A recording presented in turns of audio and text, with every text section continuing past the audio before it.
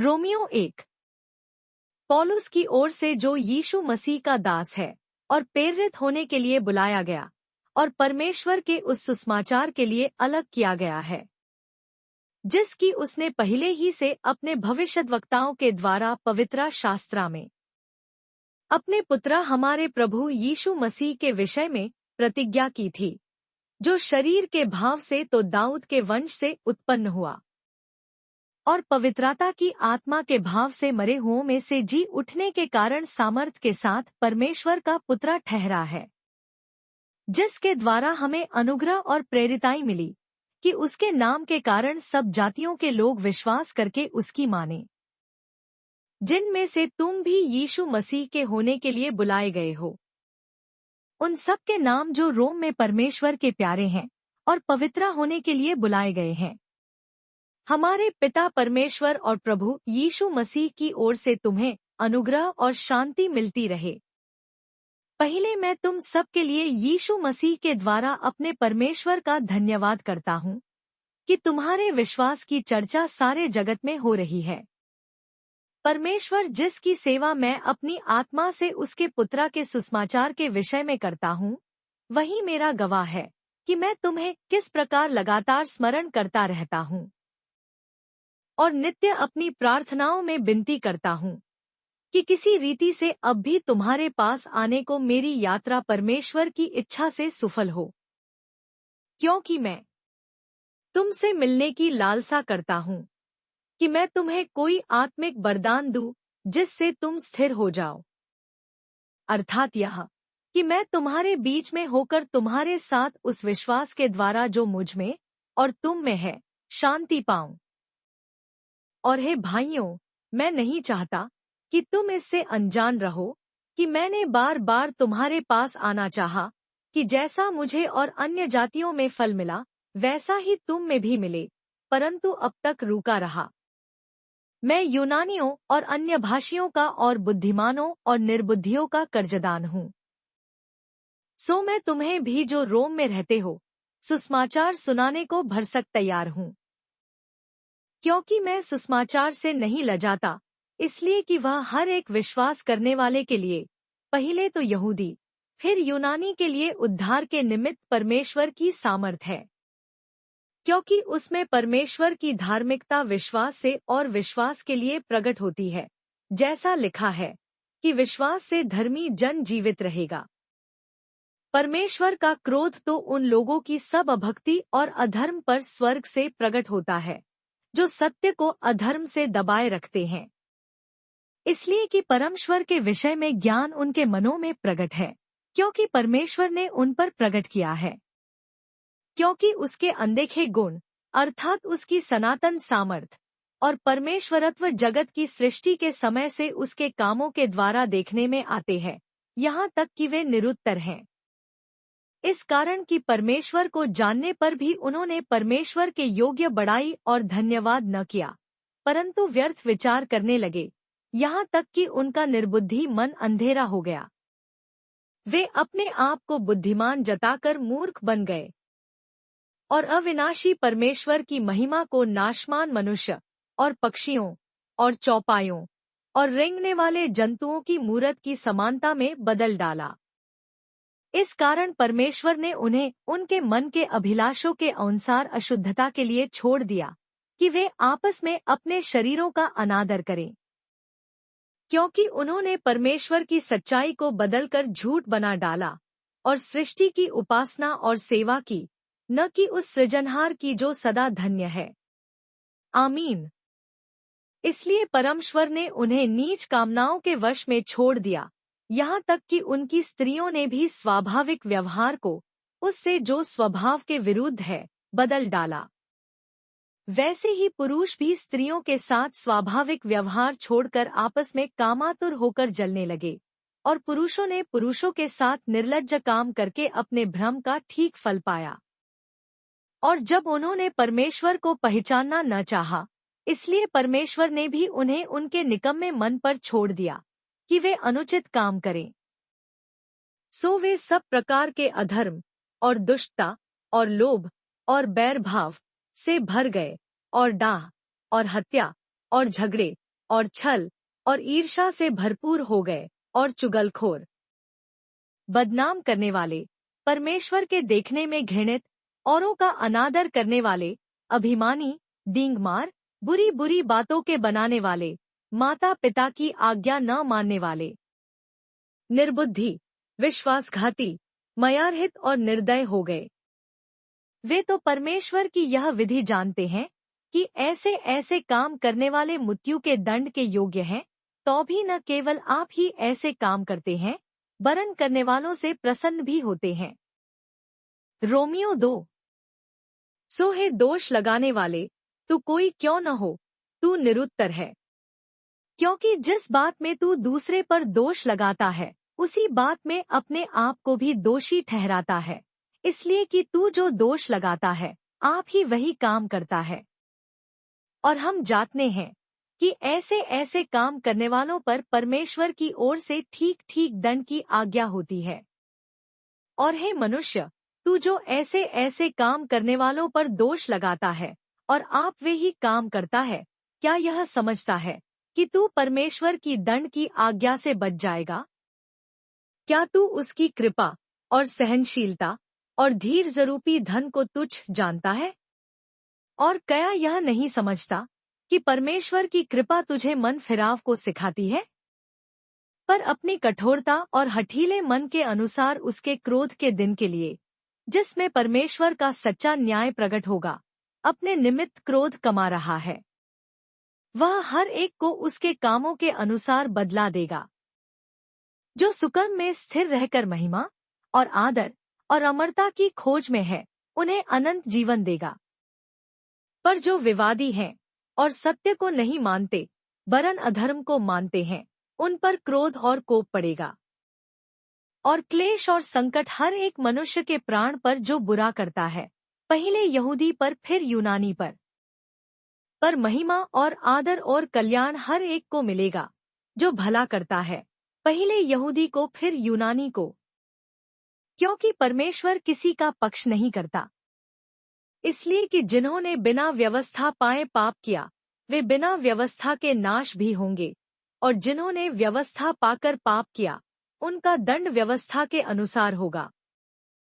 क्योंकि परमेश्वर के यहाँ व्यवस्था के सुनने वाले धर्मी नहीं, पर व्यवस्था पर चलने वाले धर्मी ठहराए जाएंगे। फिर जब अन्य जाति लोग जिनके पास व्यवस्था नहीं, स्वभाव ही से व्यवस्था की बातों पर चलते हैं, तो व्यवस्था उनके पास न होने पर भी वे अपने लिए आप ही व्यवस्था है।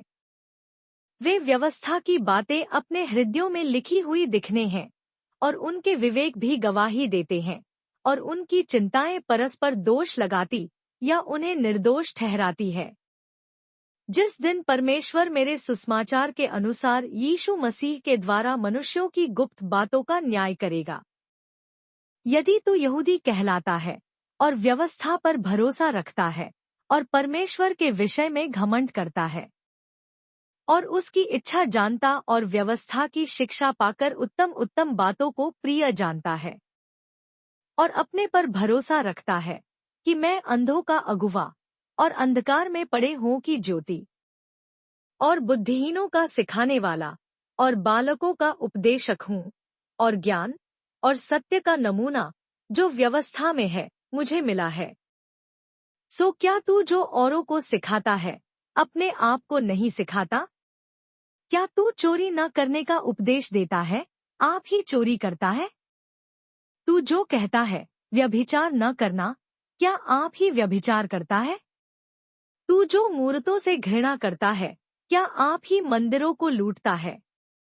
तू जो व्यवस्था के विषय में घमंड करता है, क्या व्यवस्था न मानकर परमेश्वर का अनादर करता है? क्योंकि तुम्हारे कारण अन्य जातियों में परमेश्वर के नाम की निंदा की जाती है, जैसा लिखा भी है। यदि तू व्यवस्था पर चले तो खतने से लाभ तो है, परंतु यदि तू व्यवस्था को न माने तो तेरा खतना बिन खतना की दशा ठहरा। सो यदि खतनारहित मनुष्य व्यवस्था की विधियों को माना करे, तो क्या उसकी बिन खतना की दशा खतने के बराबर न गिनी जाएगी? और जो मनुष्य जाति के कारण बिन खतना रहा, यदि वह व्यवस्था को पूरा करे, तो क्या तुझे जो लेख पाने और खतना किए जाने पर भी व्यवस्था को माना नहीं करता है, दोषी न ठहराएगा? क्योंकि वह यहूदी नहीं, पर प्रगट में है और देह में है। पर यहूदी वही है जो मन में है, और खतना वही है जो हृदय का और आत्मा में है, न कि लेख का। ऐसे की प्रशंसा मनुष्यों की ओर से नहीं, परंतु परमेश्वर की ओर से होती है। रोमियो 3। सो यहूदी की क्या बड़ाई, या खतने का क्या लाभ? हर प्रकार से बहुत कुछ। पहले तो यह कि परमेश्वर के वचन उनको सौंपे गए। यदि कितने विश्वासघाती निकले भी तो क्या हुआ? क्या उनके विश्वासघाती होने से परमेश्वर की सच्चाई व्यर्थ ठहरेगी? कदापि नहीं, वरन परमेश्वर सच्चा और हर एक मनुष्य झूठा ठहरे, जैसा लिखा है कि जिससे तू अपनी बातों में धर्मी ठहरे और न्याय करते समय तू जय पाए। सो यदि हमारा अधर्म परमेश्वर की धार्मिकता ठहरा देता है, तो हम क्या कहें? क्या यह कि परमेश्वर जो क्रोध करता है अन्यायी है? यह तो मैं मनुष्य की रीति पर कहता हूँ। कदापि नहीं, नहीं तो परमेश्वर क्यों कर जगत का न्याय करेगा? यदि मेरे झूठ के कारण परमेश्वर की सच्चाई उसको महिमा के लिए अधिक करके प्रकट हुई, तो फिर क्यों पापी की नाई में दंड के योग्य ठहराया जाता हूँ? और हम क्यों बुराई न करें कि भलाई निकले? जब हम पर यही दोष लगाया भी जाता है, और कितने कहते हैं कि इनका यही कहना है, परंतु ऐसों का दोषी ठहराना ठीक है। तो फिर क्या हुआ? क्या हम उनसे अच्छे हैं? कभी नहीं, क्योंकि हम यहूदियों और यूनानियों दोनों पर यह दोष लगा चुके हैं कि वे सब के सब पाप के वश में हैं। जैसा लिखा है कि कोई धर्मी नहीं, एक भी नहीं, कोई समझदार नहीं, कोई परमेश्वर का खोजने वाला नहीं। सब भटक गए हैं, सब के सब निकम्मे बन गए, कोई भलाई करने वाला नहीं, एक भी नहीं। उनका गला खुली हुई कब्र है, उन्हीं ने अपनी जीभों से छल किया है, उनके होठों में सांपों का विष है, और उनका मुंह श्राप और कड़वाहट से भरा है। उनके पांव लोहू बहाने को फुर्तीले हैं, उनके मार्गों में नाश और क्लेश है। उन्होंने कुशल का मार्ग नहीं जाना, उनकी आंखों के सामने परमेश्वर का भय नहीं। हम जानते हैं कि व्यवस्था जो कुछ कहती है उन्हीं से कहती है जो व्यवस्था के अधीन है, इसलिए कि हर एक मुंह बंद किया जाए और सारा संसार परमेश्वर के दंड के योग्य ठहरे। क्योंकि व्यवस्था के कामों से कोई प्राणी उसके सामने धर्मी नहीं ठहरेगा, इसलिए कि व्यवस्था के द्वारा पाप की पहचान होती है।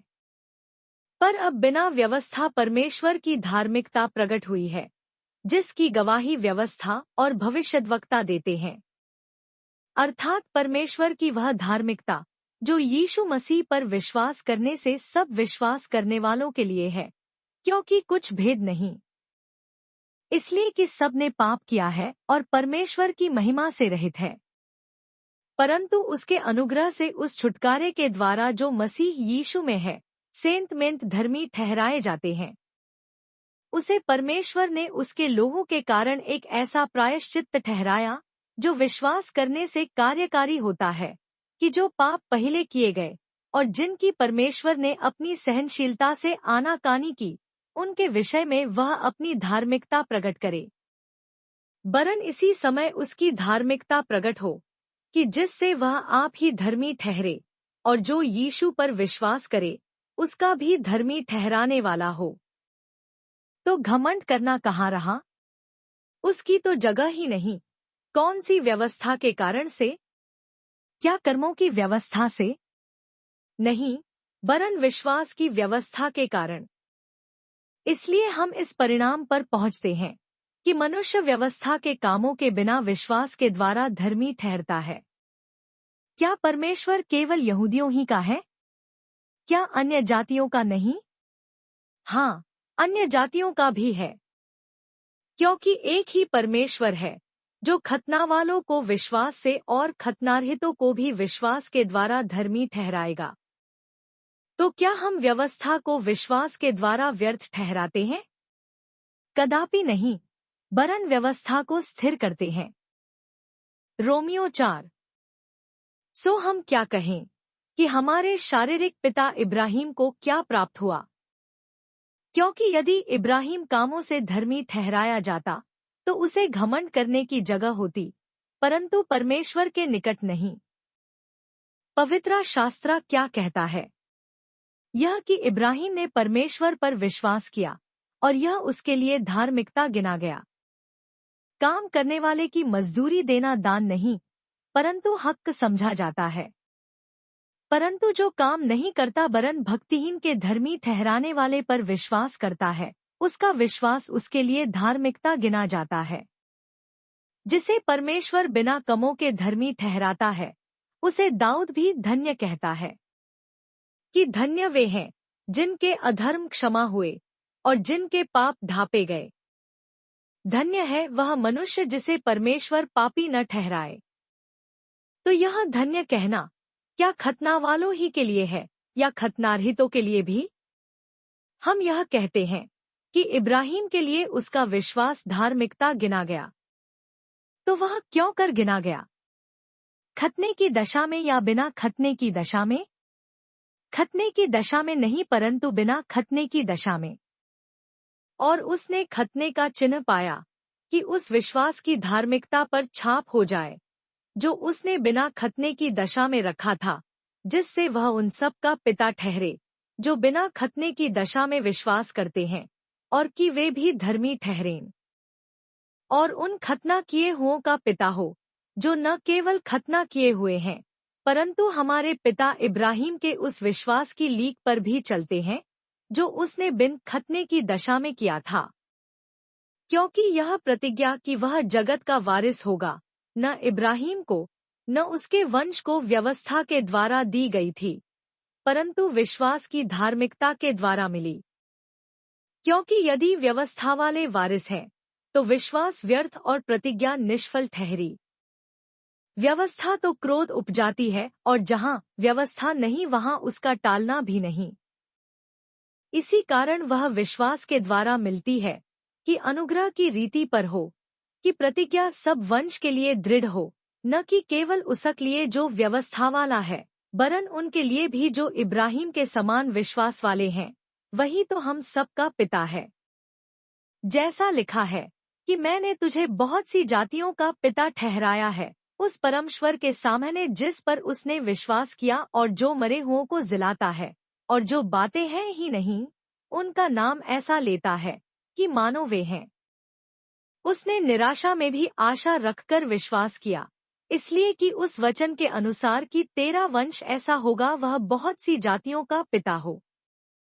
और वह जो 100 वर्ष का था, अपने मरे हुए से शरीर और सारा के गर्भ की मरी हुई की सी दशा जानकर भी विश्वास में निर्बल न हुआ, और न अविश्वासी होकर परमेश्वर की प्रतिज्ञा पर संदेह किया, पर विश्वास में दृढ़ होकर परमेश्वर की महिमा की, और निश्चय जाना कि जिस बात की उसने प्रतिज्ञा की है वह उसे पूरी करने को भी सामर्थी है।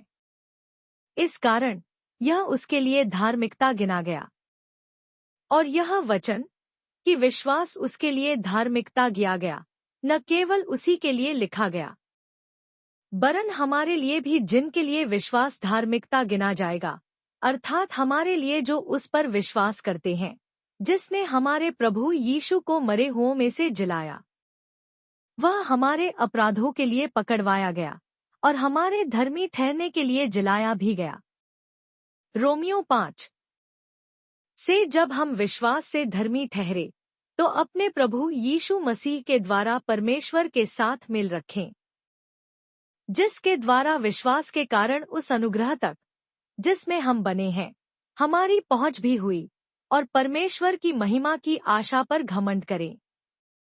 केवल यही नहीं, वरन हम क्लेशों में भी घमंड करें, यही जानकर कि क्लेश से धीरज, और धीरज से खरा निकलना, और खरे निकलने से आशा उत्पन्न होती है, और आशा से लज्जा नहीं होती, क्योंकि पवित्र आत्मा जो हमें दिया गया है उसके द्वारा परमेश्वर का प्रेम हमारे मन में डाला गया है। क्योंकि जब हम निर्बल ही थे तो मसीह ठीक समय पर भक्तिहीनों के लिए मरा। किसी धर्मी जन के लिए कोई मरे, यह तो दुर्लभ है, परंतु क्या जाने किसी भले मनुष्य के लिए कोई मरने का भी हियाव करे। परंतु परमेश्वर हम पर अपने प्रेम की भलाई इस रीति से प्रकट करता है कि जब हम पापी ही थे तभी मसीह हमारे लिए मरा। सो जबकि हम अब उसके लोहों के कारण धर्मी ठहरे, तो उसके द्वारा क्रोध से क्यों न बचेंगे? क्योंकि बैरी होने की दशा में तो उसके पुत्रा की मृत्यु के द्वारा हमारा मेल परमेश्वर के साथ हुआ, फिर मेल हो जाने पर उसके जीवन के कारण हम उद्धार क्यों न पाएंगे? और केवल यही नहीं, परंतु हम अपने प्रभु यीशु मसीह के द्वारा, जिसके द्वारा हमारा मिल हुआ है, परमेश्वर के विषय में घमंड भी करते हैं। इसलिए जैसा एक मनुष्य के द्वारा पाप जगत में आया और पाप के द्वारा मृत्यु आई, और इस रीति से मृत्यु सब मनुष्यों में फैल गई, इसलिए कि सब ने पाप किया। क्योंकि व्यवस्था के दिए जाने तक पाप जगत में तो था, परंतु जहाँ व्यवस्था नहीं वहाँ पाप गिना नहीं जाता। तो भी आदम से लेकर मूसा तक मृत्यु ने उन लोगों पर भी राज्य किया जिन्होंने उस आदम के अपराध की नाई, जो उस आने वाले का चिन्ह है, पाप न किया। पर जैसा अपराध की दशा है वैसी अनुग्रह के वरदान की नहीं, क्योंकि जब एक मनुष्य के अपराध से बहुत लोग मरे, तो परमेश्वर का अनुग्रह और उसका जो दान एक मनुष्य के अर्थात यीशु मसीह के अनुग्रह से हुआ, बहुतेरे लागों पर अवश्य ही अधिकाई से हुआ। और जैसा एक मनुष्य के पाप करने का फल हुआ, वैसा ही दान की दशा नहीं, क्योंकि एक ही के कारण दंड की आज्ञा का फैसला हुआ, परंतु बहुतेरे अपराधों से ऐसा वरदान उत्पन्न हुआ कि लोग धर्मी ठहरे। क्योंकि जब एक मनुष्य के अपराध के कारण मृत्यु ने उस एक ही के द्वारा राज्य किया, तो जो लोग अनुग्रह और धर्मरूमी वरदान बहुतायत से पाते हैं, वे एक मनुष्य के अर्थात यीशु मसीह के द्वारा अवश्य ही अनंत जीवन में राज्य करेंगे।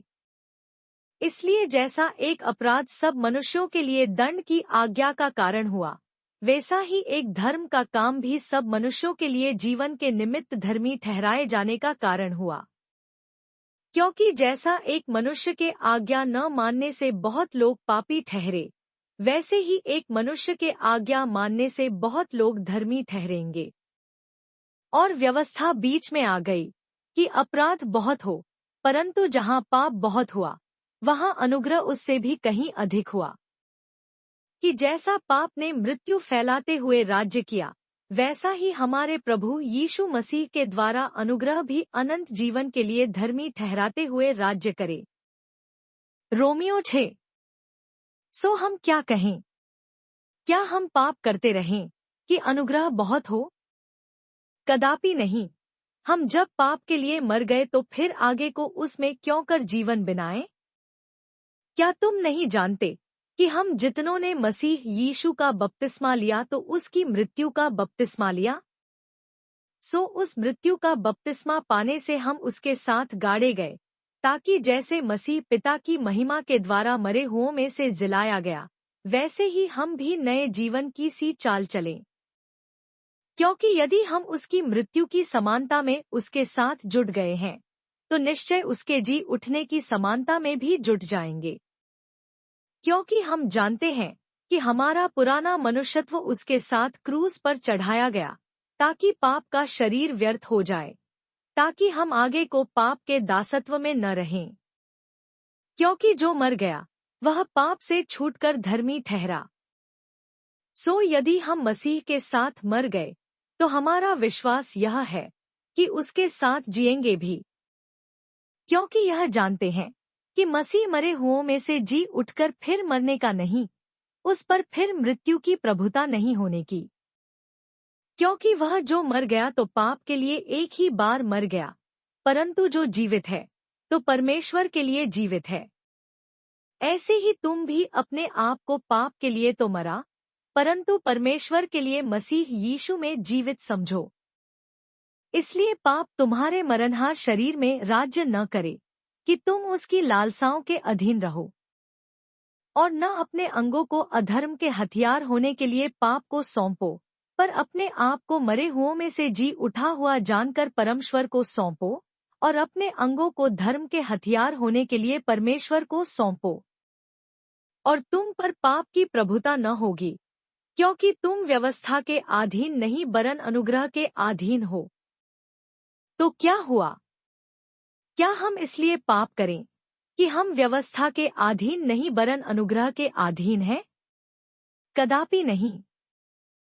क्या तुम नहीं जानते कि जिसकी आज्ञा मानने के लिए तुम अपने आप को दासों की नाई सौंप देते हो, उसी के दास हो, और जिसकी मानते हो, चाहे पाप के, जिसका अंत मृत्यु है, चाहे आज्ञा मानने के, जिसका अंत धार्मिकता है? परंतु परमेश्वर का धन्यवाद हो कि तुम जो पाप के दास थे तो भी मन से उस उपदेश के मानने वाले हो गए, जिसके साँचे में ढाले गए थे, और पाप से छुड़ाए जाकर धर्म के दास हो गए। मैं तुम्हारी शारीरिक दुर्बलता के कारण मनुष्यों की रीति पर कहता हूँ, जैसे तुमने अपने अंगों को कुकर्म के लिए अशुद्धता और कुकर्म के दास करके सौंपा था, वैसे ही अब अपने अंगों को पवित्रता के लिए धर्म के दास करके सौंप दो। जब तुम पाप के दास थे तो धर्म की ओर से स्वतंत्र थे। सो जिन बातों से अब तुम लज्जित होते हो, उनसे उस समय तुम क्या फल पाते थे? क्योंकि उनका अंत तो मृत्यु है, परंतु अब पाप से स्वतंत्र होकर और परमेश्वर के दास बनकर तुमको फल मिला, जिससे पवित्रता प्राप्त होती है और उसका अंत अनंत जीवन है।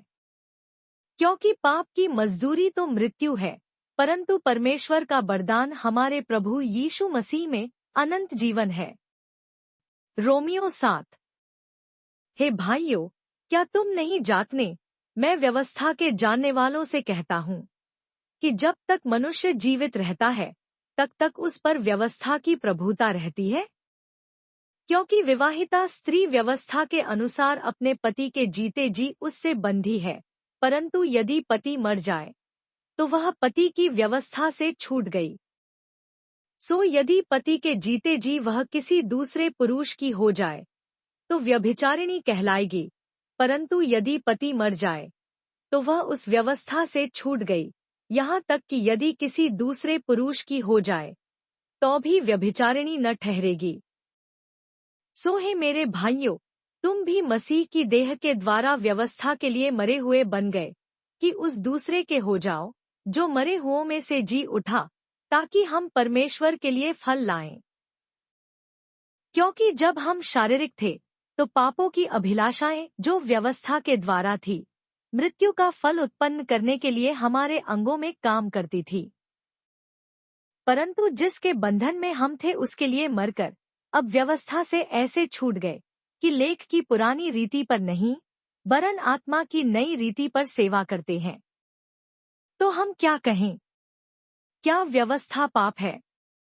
कदापि नहीं। वरन बिना व्यवस्था के मैं पाप को नहीं पहचानता। व्यवस्था यदि न कहती कि लालच मत कर तो मैं लालच को न जानता।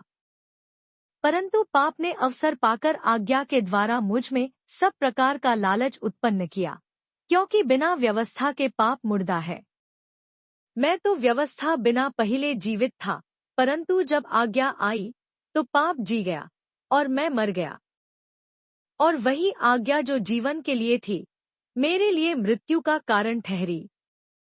क्योंकि पाप ने अवसर पाकर आज्ञा के द्वारा मुझे बहकाया और उसी के द्वारा मुझे मार भी डाला। इसलिए व्यवस्था पवित्र है और आज्ञा भी ठीक और अच्छी है। तो क्या वह जो अच्छी थी मेरे लिए मृत्यु ठहरी? कदापि नहीं। परंतु पाप उस अच्छी वस्तु के द्वारा मेरे लिए मृत्यु का उत्पन्न करने वाला हुआ कि उसका पाप होना प्रकट हो, और आज्ञा के द्वारा पाप बहुत ही पापमय ठहरे। क्योंकि हम जानते हैं कि व्यवस्था तो आत्मिक है, परंतु मैं शारीरिक और पाप के हाथ बिका हुआ हूँ।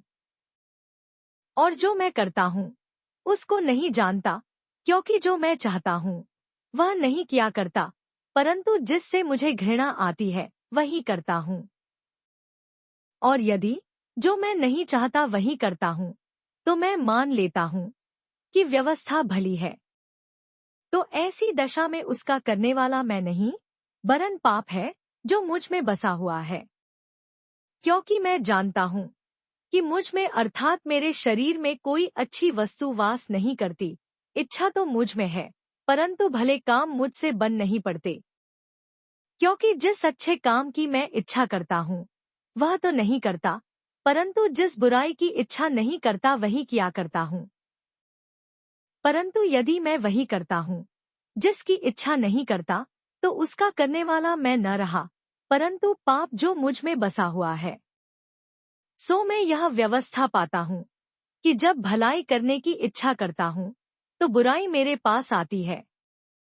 क्योंकि मैं भीतरी मनुष्यत्व से तो परमेश्वर की व्यवस्था से बहुत प्रसन्न रहता हूँ, परंतु मुझे अपने अंगों में दूसरे प्रकार की व्यवस्था दिखाई पड़ती है जो मेरी बुद्धि की व्यवस्था से लड़ती है और मुझे पाप की व्यवस्था के बंधन में डालती है जो मेरे अंगों में है। मैं कैसा अभागा मनुष्य हूँ! मुझे इस मृत्यु की देह से कौन छुड़ाएगा। मैं अपने प्रभु यीशु मसीह के द्वारा परमेश्वर का धन्यवाद करता हूँ। निदान मैं आप बुद्धि से तो परमेश्वर की व्यवस्था का, परंतु शरीर से पाप की व्यवस्था का सेवन करता हूँ। रोमियो 8। सो अब जो मसीह यीशु में है उन पर दंड की आज्ञा नहीं, क्योंकि वे शरीर के अनुसार नहीं वरन आत्मा के अनुसार चलते हैं। क्योंकि जीवन की आत्मा की व्यवस्था ने मसीह यीशु में मुझे पाप की और मृत्यु की व्यवस्था से स्वतंत्र कर दिया। क्योंकि जो काम व्यवस्था शरीर के कारण दुर्बल होकर न कर सकी, उसको परमेश्वर ने किया, अर्थात अपने ही पुत्रा को पापमय शरीर की समानता में और पाप के बलिदान होने के लिए भेजकर शरीर में पाप पर दंड की आज्ञा दी। इसलिए कि व्यवस्था की विधि हम में जो शरीर के अनुसार नहीं वरन आत्मा के अनुसार चलते हैं पूरी की जाए। क्योंकि शारीरिक व्यक्ति शरीर की बातों पर मन लगाते हैं, परंतु आध्यात्मिक आत्मा की बातों पर मन लगाते हैं। शरीर पर मन लगाना तो मृत्यु है, परंतु आत्मा पर मन लगाना जीवन और शांति है। क्योंकि शरीर पर मन लगाना तो परमेश्वर से बैर रखना है, क्योंकि न तो परमेश्वर की व्यवस्था के अधीन है और न हो सकता है। और जो शारीरिक दशा में है वे परमेश्वर को प्रसन्न नहीं कर सकते। परंतु जबकि परमेश्वर का आत्मा तुम में बसता है तो तुम शारीरिक दशा में नहीं, परंतु आत्मिक दशा में हो। यदि किसी में मसीह का आत्मा नहीं तो वह उसका जन नहीं। और यदि मसीह तुम में है तो देह पाप के कारण मरी हुई है, परंतु आत्मा धर्म के कारण जीवित है। और यदि उसी का आत्मा जिसने यीशु को मरे हुओं में से जिलाया तुम में बसा हुआ है, तो जिसने मसीह को मरे हुओं में से जिलाया वह तुम्हारी मरणहार देहों को भी अपने आत्मा के द्वारा जो तुम में बसा हुआ है जिलाएगा। सो हे भाइयों, हम शरीर के कर्जदान नहीं, ताकि शरीर के अनुसार दिन काटें। क्योंकि यदि तुम शरीर के अनुसार दिन काटोगे तो मरोगे, यदि आत्मा से देह की क्रियाओं को मारोगे तो जीवित रहोगे। इसलिए कि जितने लोग परमेश्वर के आत्मा के चलाए चलते हैं वे ही परमेश्वर के पुत्रा हैं।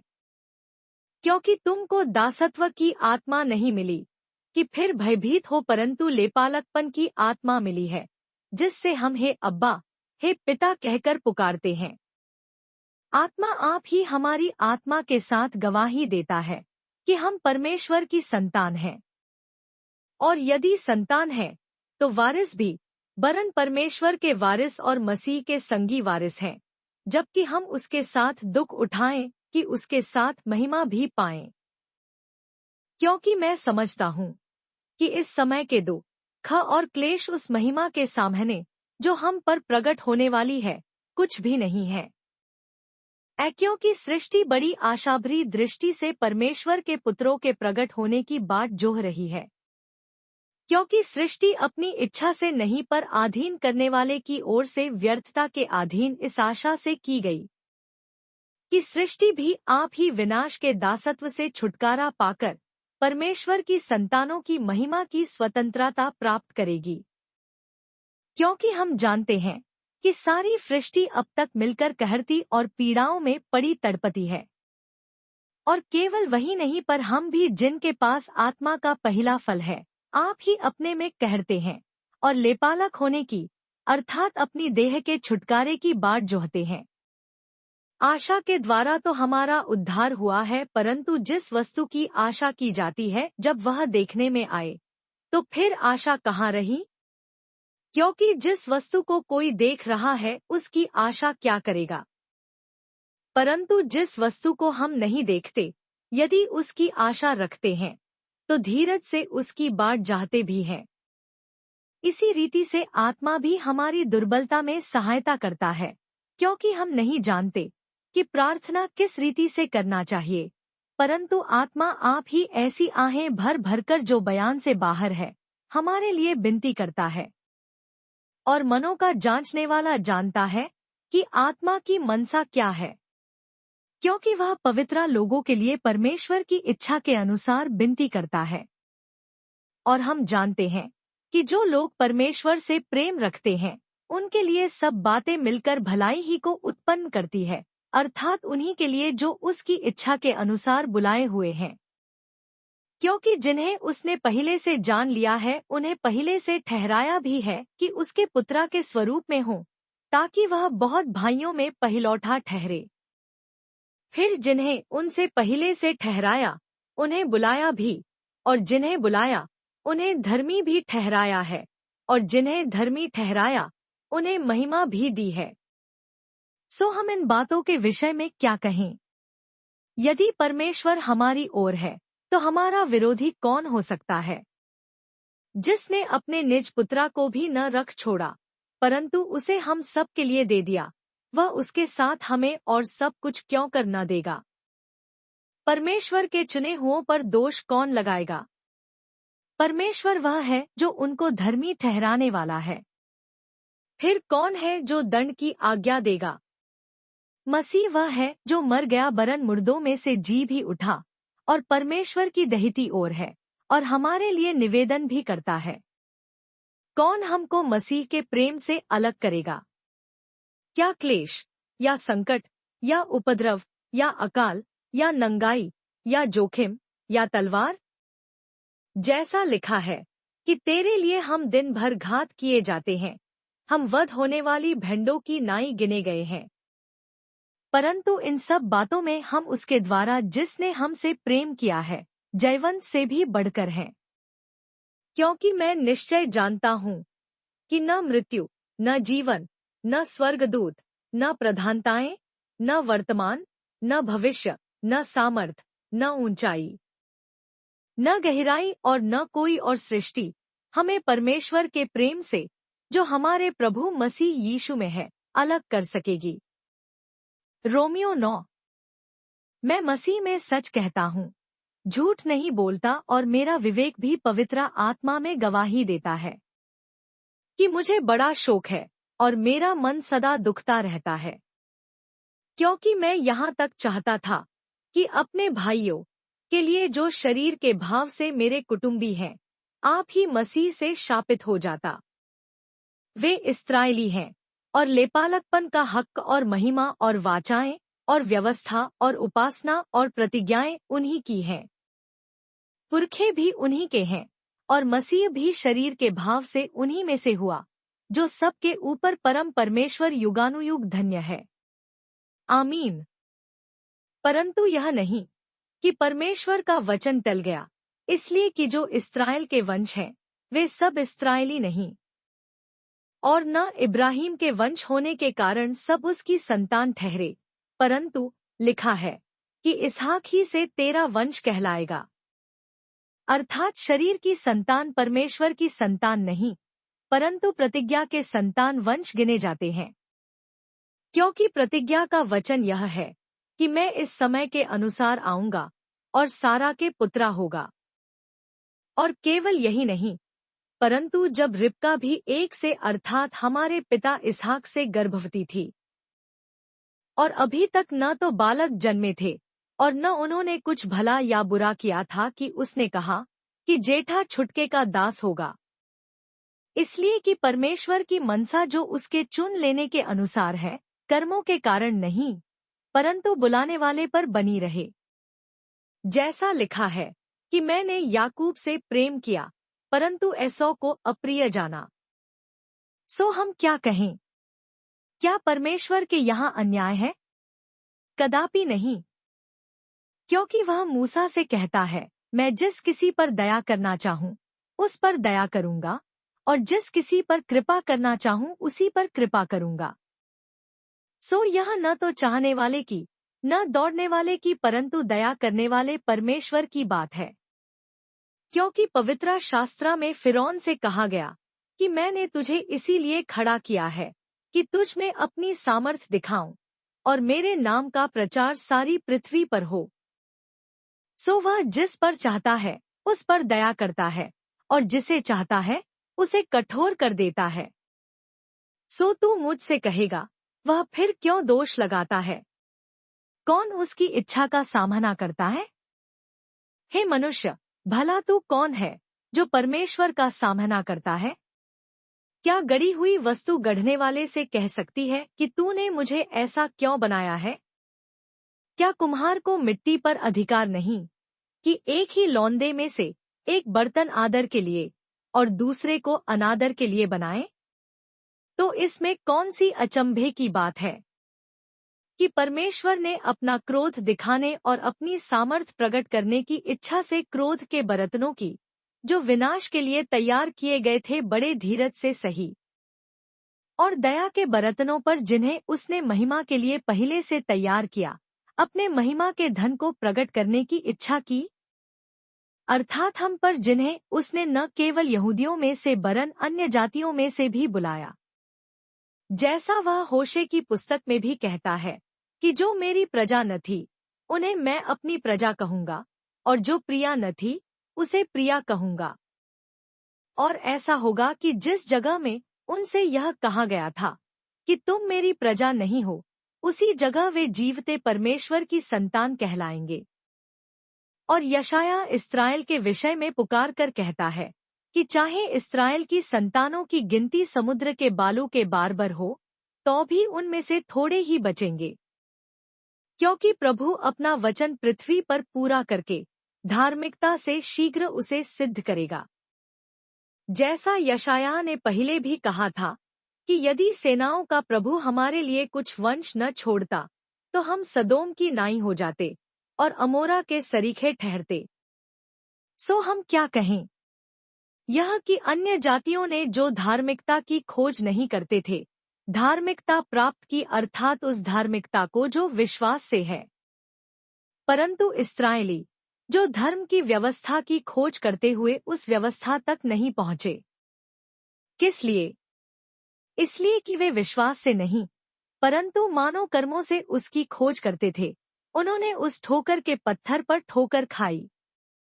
जैसा लिखा है, देखो मैं सिर्योन में एक ठेस लगने का पत्थर और ठोकर खाने की चट्टान रखता हूँ, और जो उस पर विश्वास करेगा वह लज्जित न होगा।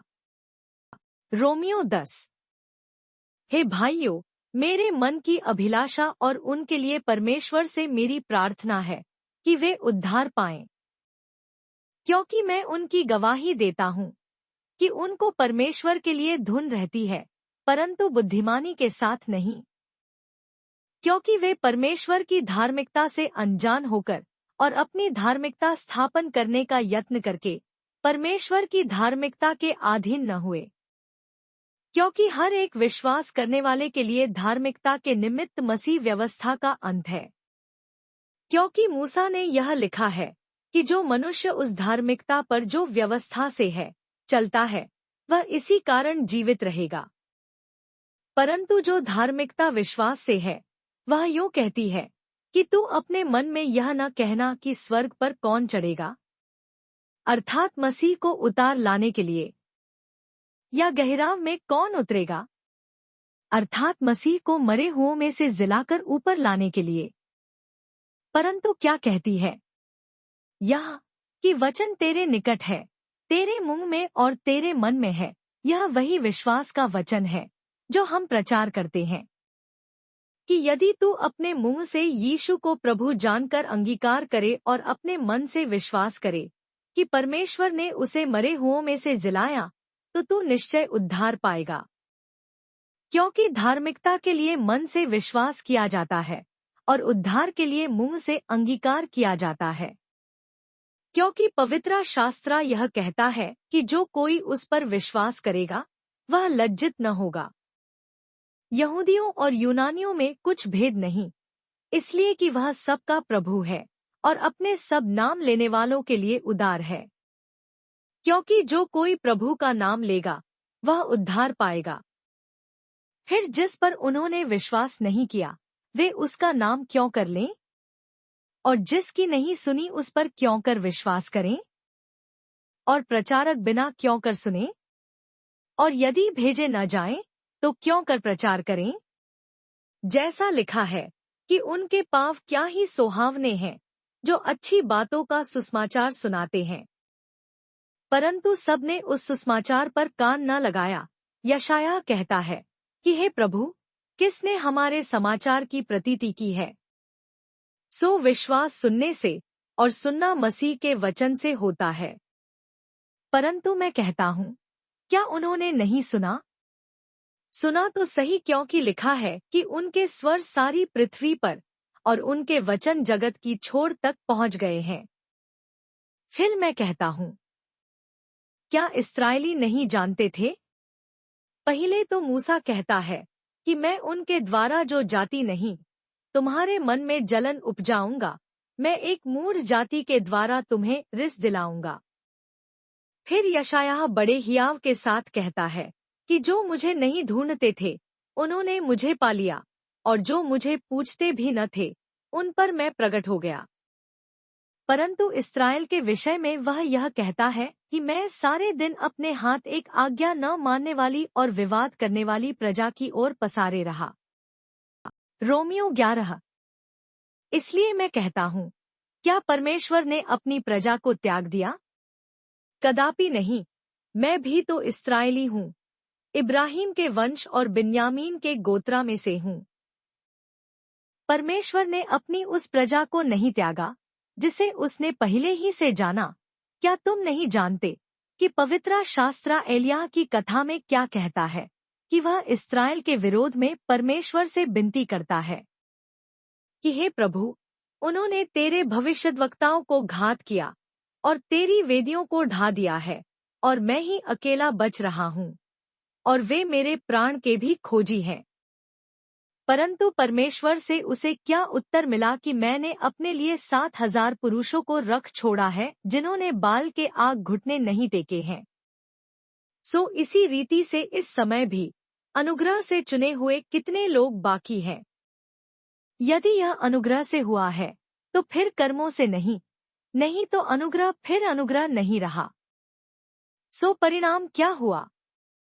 यह कि इस्राएली जिसकी खोज में है वह उनको नहीं मिला, परंतु चुने हुओं को मिला, और शेष लोग कठोर किए गए हैं। जैसा लिखा है कि परमेश्वर ने उन्हें आज के दिन तक भारी नींद में डाल रखा है, और ऐसी आंखें दी जो न देखें और ऐसे कान जो न सुने। और दाऊद कहता है, उनका भोजन उनके लिए जाल और फंदा और ठोकर और दंड का कारण हो जाए।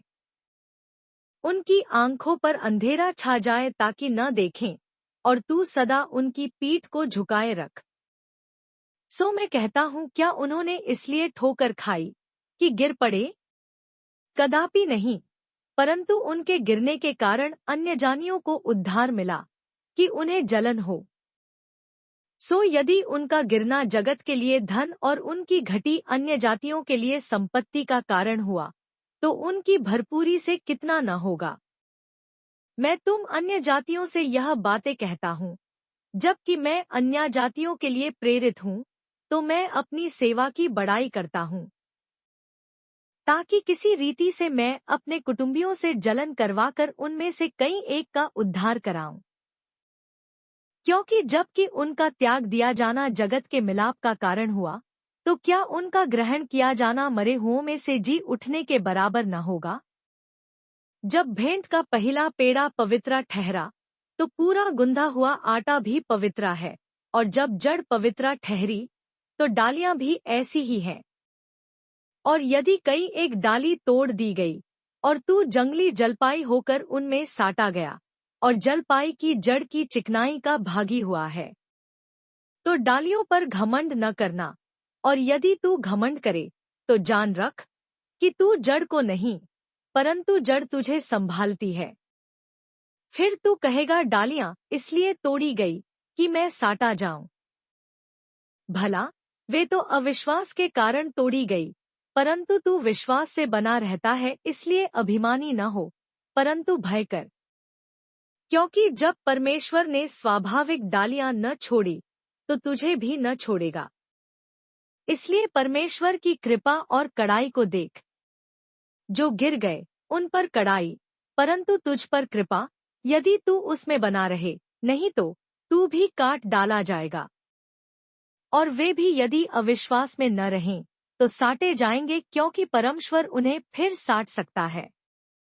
क्योंकि यदि तू उस जलपाई से, जो स्वभाव से जंगली है, काटा गया और स्वभाव के विरुद्ध अच्छी जलपाई में साटा गया, तो ये जो स्वाभाविक डालियां हैं, अपने ही जलपाई में साटे क्यों न जाएंगे। हे भाइयों, कहीं ऐसा न हो कि तुम अपने आप को बुद्धिमान समझ लो। इसलिए मैं नहीं चाहता कि तुम इस भेद से अनजान रहो कि जब तक अन्य जातियां पूरी रीति से प्रवेश न कर लें, तब तक इस्राएल का एक भाग ऐसा ही कठोर रहेगा। और इस रीति से सारा इस्राएल उद्धार पाएगा, जैसा लिखा है कि छुड़ाने वाला सिर्योन से आएगा और अभक्ति को याकूब से दूर करेगा। और उनके साथ मेरी यही वाचा होगी, जबकि मैं उनके पापों को दूर कर दूंगा। वे सुसमाचार के भाव से तो तुम्हारे बैरी हैं, परंतु चुन लिए जाने के भाव से बाप दादों के प्यारे हैं। क्योंकि परमेश्वर अपने वरदानों से और बुलाहट से कभी पीछे नहीं हटता। क्योंकि जैसे तुमने पहले परमेश्वर की आज्ञा न मानी, परंतु अभी उनके आज्ञा न मानने से तुम पर दया हुई, वैसे ही उन्होंने भी अब आज्ञा न मानी कि तुम पर जो दया होती है, इससे उन पर भी दया हो। क्योंकि परमेश्वर ने सबको आज्ञा न मानने के कारण बंद कर रखा, ताकि वह सब पर दया करे। आहा, परमेश्वर का धन और बुद्धि और ज्ञान क्या ही गंभीर है। उसके विचार कैसे अथाह और उसके मार्ग कैसे अगम है। प्रभु की बुद्धि को किसने जाना, या उसका मंत्री कौन हुआ, या किसने पहले उसे कुछ दिया है जिसका बदला उसे दिया जाए। क्योंकि उसकी ओर से और उसी के द्वारा और उसी के लिए सब कुछ है, उसकी महिमा युगानुयुग होती रहे। आमीन। रोमियो 12। इसलिए है भाइयों, मैं तुमसे परमेश्वर की दया स्मरण दिलाकर विनती करता हूँ कि अपने शरीरों को जीवित और पवित्र और परमेश्वर को भावता हुआ बलिदान करके चढ़ाओ, यही तुम्हारी आत्मिक सेवा है। और इस संसार के सदृश न बनो, परंतु तुम्हारी बुद्धि के नए हो जाने से तुम्हारा चाल चलन भी बदलता जाए, जिससे तुम परमेश्वर की भली और भावती और सिद्ध इच्छा अनुभव से मालूम करते रहो। क्योंकि मैं उस अनुग्रह के कारण जो मुझको मिला है, तुम में से हर एक से कहता हूँ कि जैसा समझना चाहिए, उससे बढ़कर कोई भी अपने आप को न समझे, पर जैसा परमेश्वर ने हर एक को परिमाण के अनुसार बांट दिया है, वैसा ही सुबुद्धि के साथ अपने को समझे। क्योंकि जैसे हमारी एक देह में बहुत से अंग हैं और सब अंगों का एक ही सा काम नहीं, वैसा ही हम जो बहुत हैं, मसीह में एक देह होकर आपस में एक दूसरे के अंग हैं।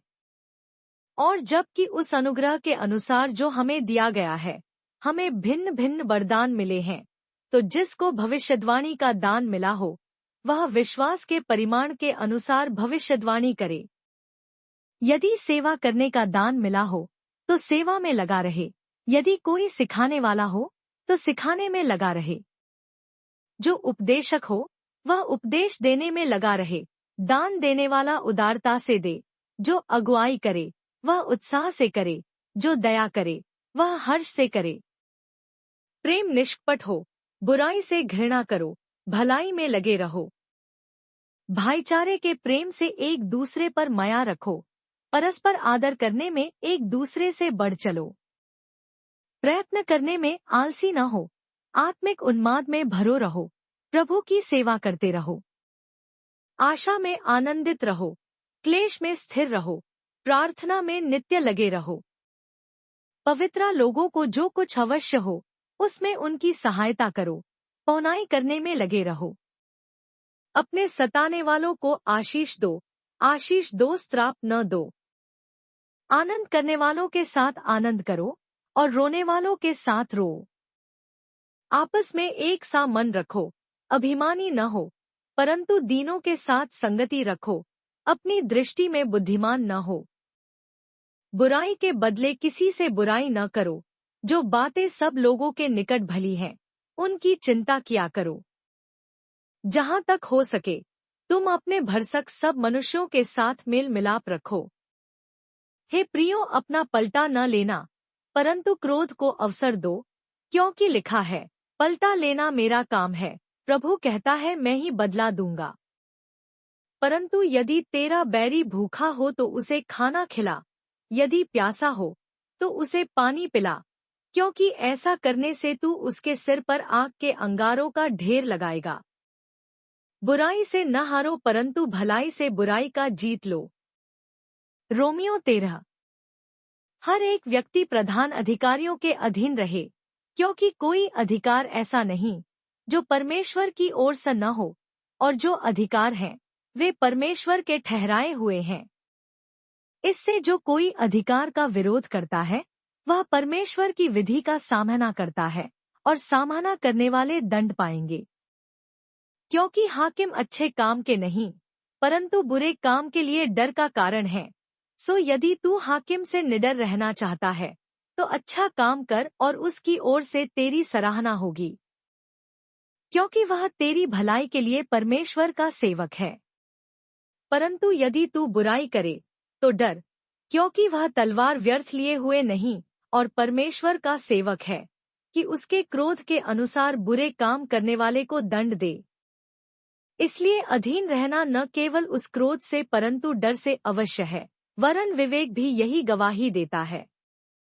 इसलिए कर भी दो, क्योंकि परमेश्वर के सेवक हैं और सदा इसी काम में लगे रहते हैं।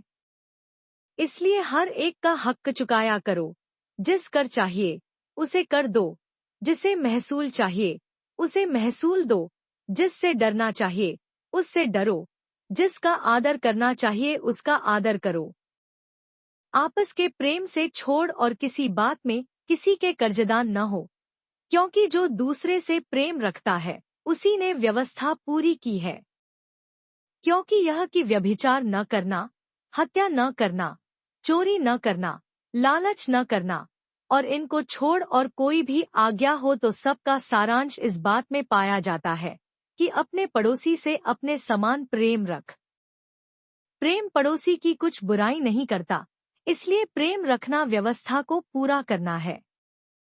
और समय को पहचान कर ऐसा ही करो, इसलिए कि अब तुम्हारे लिए नींद से जाग उठने की घड़ी आ पहुंची है, क्योंकि जिस समय हमने विश्वास किया था उस समय के विचार से अब हमारा उद्धार निकट है। रात बहुत बीन गई है और दिन निकलने पर है, इसलिए हम अंधकार के कामों को तज कर ज्योति के हथियार बांध लें।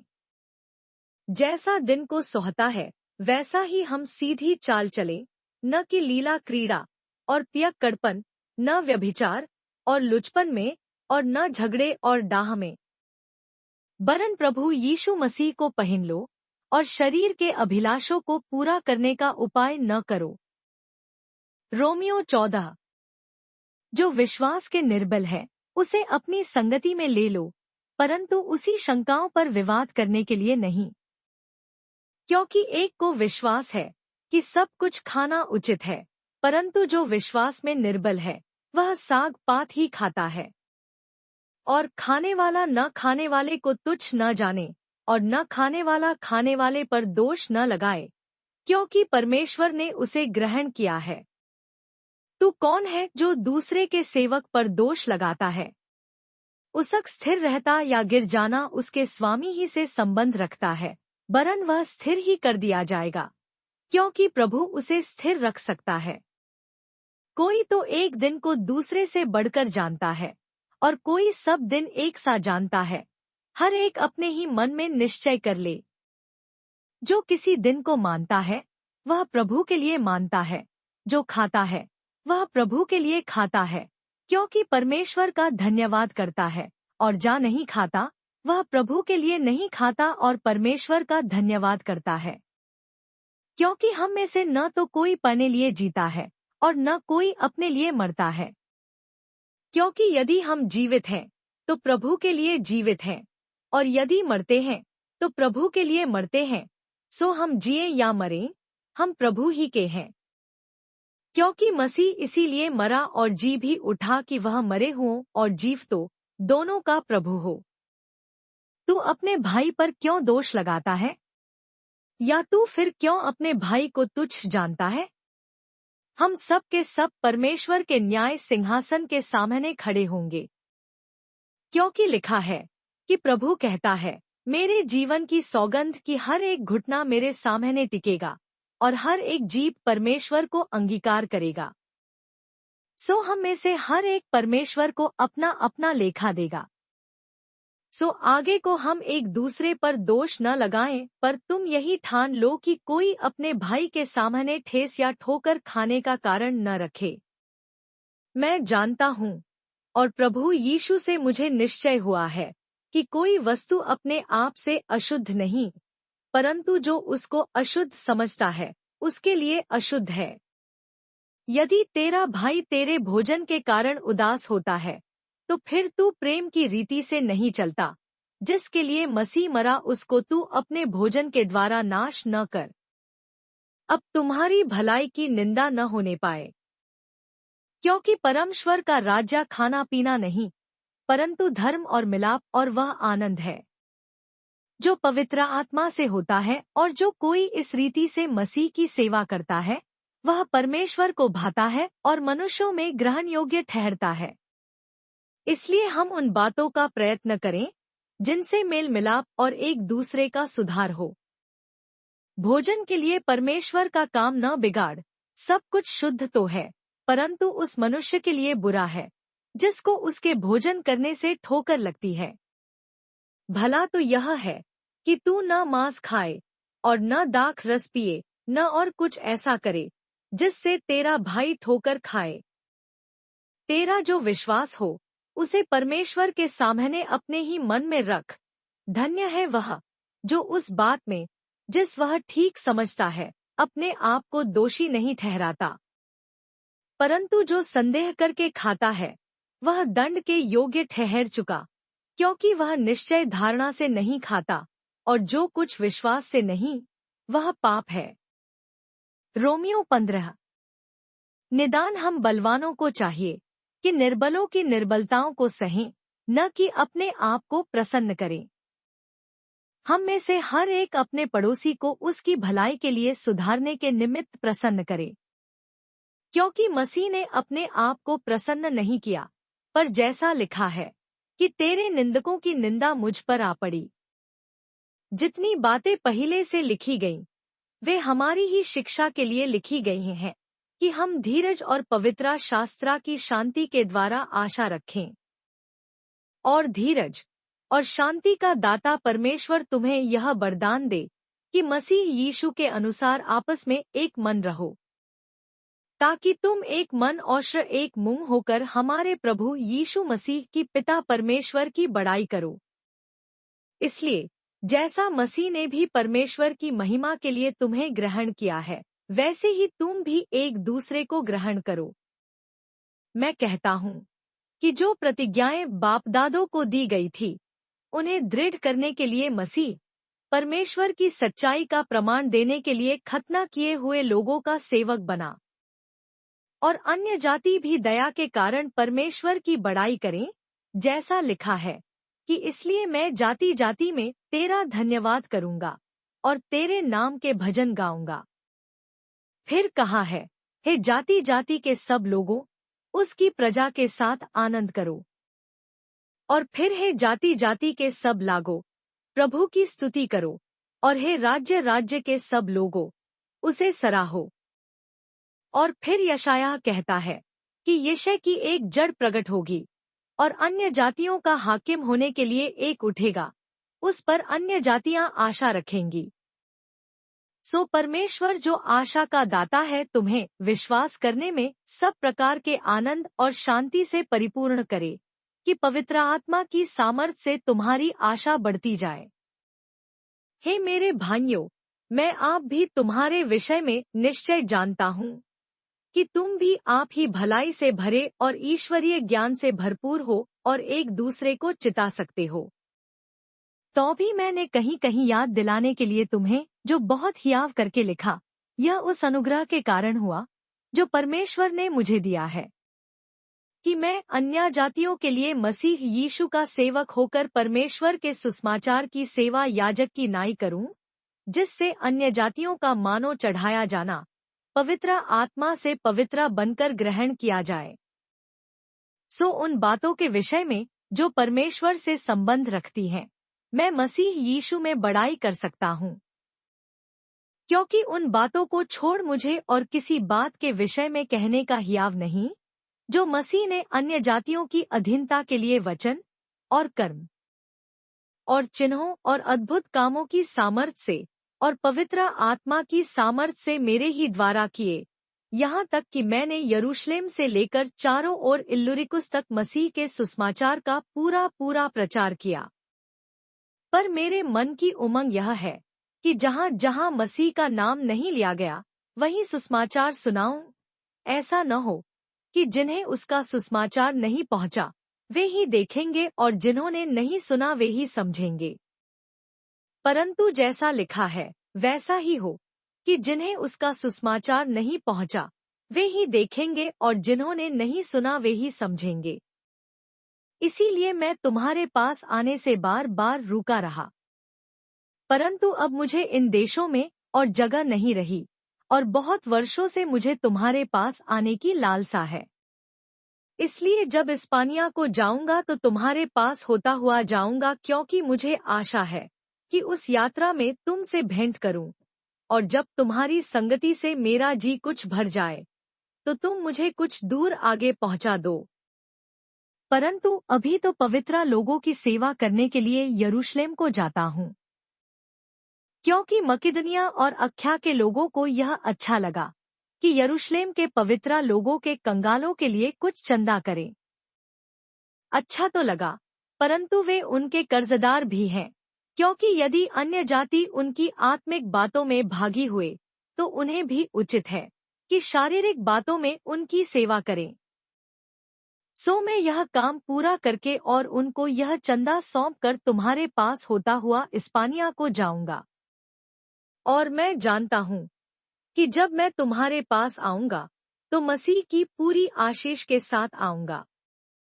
और हे भाइयों, मैं यीशु मसीह का जो हमारा प्रभु है और पवित्र आत्मा के प्रेम का स्मरण दिलाकर तुमसे विनती करता हूँ कि मेरे लिए परमेश्वर से प्रार्थना करने में मेरे साथ मिलकर लौलीन रहो, कि मैं यहूदिया के अविश्वासियों से बचा रहूं और मेरी वह सेवा जो यरूशलेम के लिए है पवित्र लोगों को भाए, और मैं परमेश्वर की इच्छा से तुम्हारे पास आनंद के साथ आकर तुम्हारे साथ विश्राम पाऊं।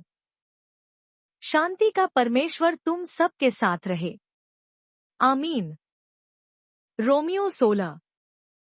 मैं तुमसे फीबे की, जो हमारी बहन और किंख्रिया की कलीसिया की सेविका है, विनती करता हूँ कि तुम जैसा कि पवित्र लोगों को चाहिए उसे प्रभु में ग्रहण करो, और जिस किसी बात में उसको तुमसे प्रयोजन हो उसकी सहायता करो, क्योंकि वह भी बहुतों की बरन मेरी भी उपकारिणी हुई है।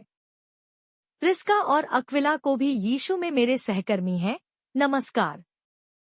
उन्होंने मेरे प्राण के लिए अपना सिर दे रखा था, और केवल मैं ही नहीं बरन अन्य जातियों की सारी कलीसियाएं भी उनका धन्यवाद करती हैं। और उस कलीसिया को भी नमस्कार जो उनके घर में है। मेरे प्रिय इपैनेतुस को जो मसीह के लिए आसिया का पहला फल है, नमस्कार। मरियम को जिसने तुम्हारे लिए बहुत परिश्रम किया, नमस्कार। अंद्रोनिकुस और यूनियास को जो मेरे कुटुंबी हैं और मेरे साथ कैद हुए थे और प्रेरितों में नामी हैं और मुझसे पहले मसीह में हुए थे, नमस्कार। अम्पलियातुस को, जो प्रभु में मेरा प्रिय है, नमस्कार। उर्बानुस को, जो मसीह में हमारा सहकर्मी है, और मेरे प्रिय इस्तखुस को नमस्कार। अपिल्लेस को, जो मसीह में खरा निकला, नमस्कार। अरिस्तुबुलुस के घराने को नमस्कार। मेरे कुटुंबी हेरोदियोन को नमस्कार। नरकियुस के घराने के जो लोग प्रभु में हैं, उनको नमस्कार। त्रुफैना और त्रुफोसा को, जो प्रभु में परिश्रम करती हैं, नमस्कार। प्रिया पिरसिस को, जिसने प्रभु में बहुत परिश्रम किया, नमस्कार। रूफुस को, जो प्रभु में चुना हुआ है, और उसकी माता को, जो मेरी भी है, दोनों को नमस्कार। असुक्रतुस और फिलगोन और हिमस और पत्रुबास और हिमांस और उनके साथ के भाइयों को नमस्कार। फिलुलुगुस और यूलिया और नेरियुस और उसकी बहन और उलुम्पास और उनके साथ के सब पवित्रा चुंबन से नमस्कार करो। तुमको मसीह की सारी कलीसियाओं की ओर से नमस्कार। आपस में पवित्रा चुंबन से नमस्कार करो। तुमको मसीह की सारी कलीसियाओं की ओर से नमस्कार। अब हे भाइयों, मैं तुमसे विनती करता हूँ कि जो लोग उस शिक्षा के विपरीत जो तुमने पाई है, फूट पड़ने और ठोकर खाने के कारण होते हैं, उन्हें ताड़ लिया करो और उनसे दूर रहो, क्योंकि ऐसे लोग हमारे प्रभु मसीह की नहीं, परंतु अपने पेट की सेवा करते हैं और चिकनी चुमड़ी बातों से सीधे सादे मन के लोगों को बहका देते हैं। तुम्हारे आज्ञा मानने की चर्चा सब लोगों में फैल गई है, इसलिए मैं तुम्हारे विषय में आनंद करता हूँ। परंतु मैं यह चाहता हूँ कि तुम भलाई के लिए बुद्धिमान, परंतु बुराई के लिए भोले बने रहो। शांति का परमेश्वर शैतान को तुम्हारे पांवों से शीघ्र कुचलवा देगा। हमारे प्रभु यीशु मसीह का अनुग्रह तुम पर होता रहे। तीमुथियुस मेरे सहकर्मी का, और लूकियुस और यासोन और सोसिपत्रुस मेरे कुटुंबियों का, तुमको नमस्कार। मुझ पत्री के लिखने वाले तिर्तियुस का प्रभु में तुमको नमस्कार। गयुस का, जो मेरी और कलीसिया का पहुनाई करने वाला है, उसका तुम्हें नमस्कार। इरास्तुस, जो नगर का भंडारी है, और भाई क्वार्तुस का, तुमको नमस्कार। अब जो तुमको मेरे सुसमाचार अर्थात यीशु मसीह के विषय के प्रचार के अनुसार स्थिर कर सकता है, उस भेद के प्रकाश के अनुसार जो सनातन से छिपा रहा, परंतु अब प्रकट होकर सनातन परमेश्वर की आज्ञा से भविष्यद्वक्ताओं की पुस्तकों के द्वारा सब जातियों को बताया गया है कि वे विश्वास से आज्ञा मानने वाले हो जाएं। उसी अद्वैत बुद्धिमान परमेश्वर की यीशु मसीह के द्वारा युगानुयुग महिमा होती रहे। आमीन।